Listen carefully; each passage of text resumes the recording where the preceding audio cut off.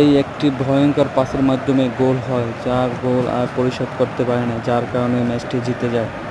এবং দেখুন কত সুন্দরভাবে খেলাটা উপভোগ করুন এবং কীভাবে পাস দিল এবং সে আবার 7 নাম্বার প্লেয়ারকে পাস দিল এবং পাস দেওয়ার পর গোল করে ভিতরে ঢুকিয়ে দিল ফরওয়ার্ড।